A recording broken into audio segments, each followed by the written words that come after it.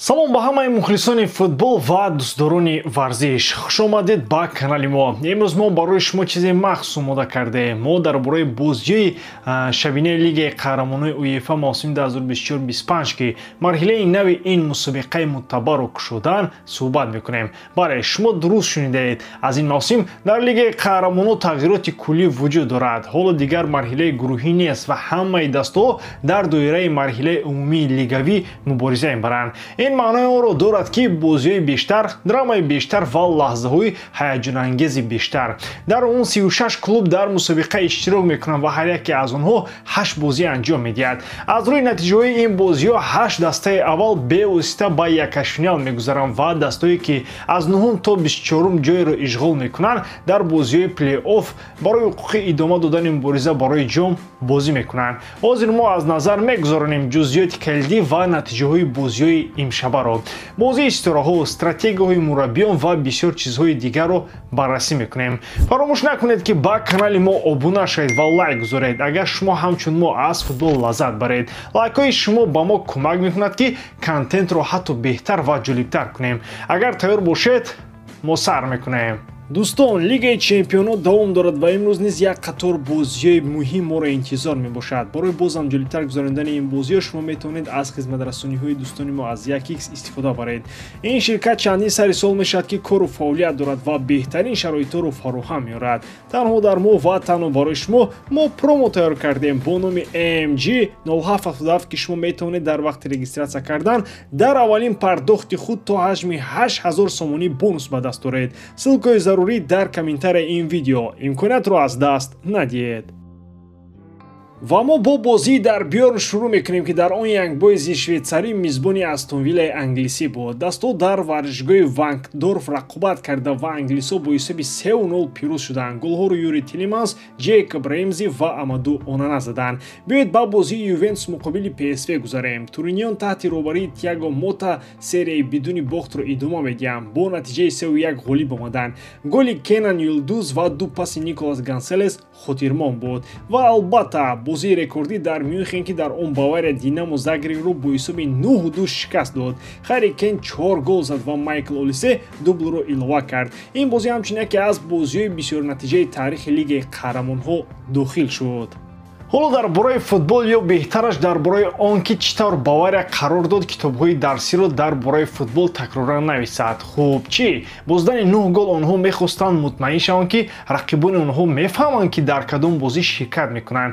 Ин футбол нест, ин маҳфили омӯзишӣ вайрон кардани рақиб аст. Ва гап мезанем дар бораи Астон Вилла. Ба назар мерасад ки онҳо қарор бароварданд ки беҳтарин дифоъ ин ҳамла аст ва онҳо ҳамла мекарданд гӯё ки дарвозаи янгбойс охирин ширинӣ дар дарстахон дар вақти идгардак буд. Ва Ювентус серияи худро бидуни бохт идома медиҳад. Ман фикр мекунам ки Тиаго Мота аз нави сеҳр истифода мебарад ё ин ки тактика аст. Хуб, медонед вақте ки шумо мағлуб намешавед ва даста хуб бозӣ мекунад, рақибон фикр мекунанд ки ба дарвозаи шумо гол задан номумкин аст. бозии имшаб дар Сан-Сиро барои ҳардуи даста, вале бахусус барои мизбонон Милан озмоиши воқеӣ буд. Садои старт баланд шуд ва дар дақиқаи сеюм Кристиан Пулишич дарвозаи Ливерпулро кушод ки мухлисони расониро ба як лаҳза бовар кунанд ки пирӯзӣ имконпазир аст. Аммо хурсандӣ дер давом накард. Ливерпул таҳти роҳбарии Арне Слот зуд иқдомро ба даст гирифт. Ибраҳим Конате, Вирҷил ван Дейк ва Доминик Собослай яке аз паси дигаре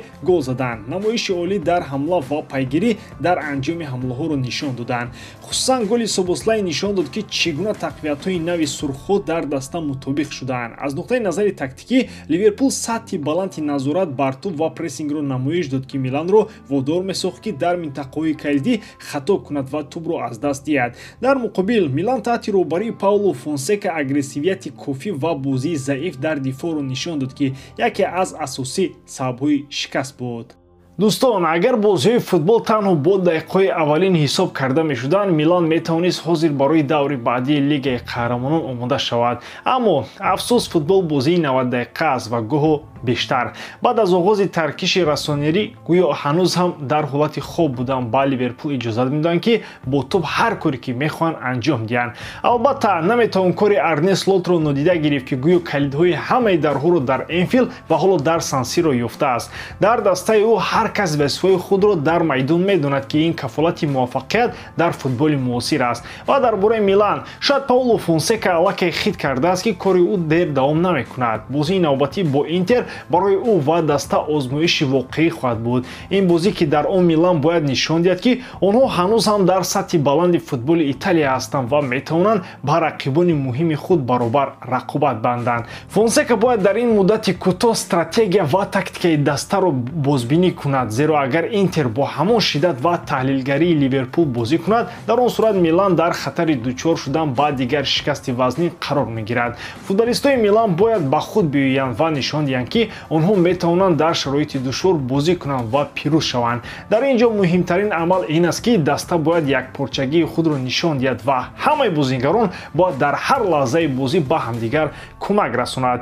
Мураббӣ Фонсека бояд ба тартиботи дифои даста диққати махсус диҳад, чунки ин қисмати бозӣ буд ки дар бархурд бо Ливерпул заиф намудор шуд. Дар ниҳоят мухлисони Милан умедворанд ки даста метавонад аз ин шикаст дарс гирад ва бо нерӯ ва ҳаваси тоза ба майдон баргардад. Бозӣ дар пешистода бо Интер имтиҳони воқеӣ барои қобилият ва иродаи Милан хоҳад буд ки барои ба даст овардани унвонҳо дар оянда зарур аст. Бозии навбатӣ байни Реал ва Штутгарт бо ҳисоби 3-1 ба фоидаи мадридиён хотима ёфт ки ин пайи ҳам рафтани сценарияи бешикастии онҳоро то 33 бозӣ дароз кард. Бозӣ бо кӯшишҳои эҳтиётӣ аз ҳар дуи тараф оғоз ёфт то назорати бозиро ба даст гиранд, аммо амали аслӣ дар нимаи дуввум рух дод. Дар дақиқаи 46 Килиан Мбаппе ҳисобро кушод ки суръат ва техникаи хосашро нишон дод. Денис Ундав дар дақиқаи 68 ба голи Мбаппе ҷавоб гардонд. Бо вуҷуди ин Штутгарт таслим нашуд ва мураббии Себастьян Хеннес таъқид кард ки дастаи ӯ бо шуҷоат бар зидди яке аз бузургони Аврупо мубориза бурд,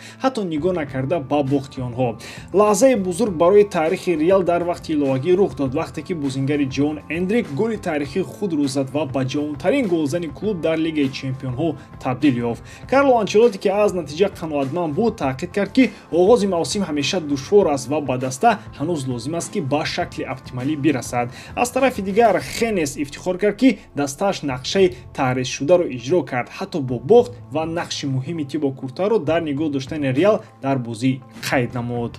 Чӣ гуфтан мумкин аст дар бораи ин бозӣ? Реал идома медиҳад ки чаро онҳо яке аз беҳтаринҳо дар ҷаҳон мебошанд. 33 бозӣ бешикаст ин шӯхӣ нест ва агар ман 1 евро медоштам барои ҳар як аз ин бозиҳо, ман ҳанӯзам наметавонистам билет барои бозии навбатии Реалро харидорӣ кунам.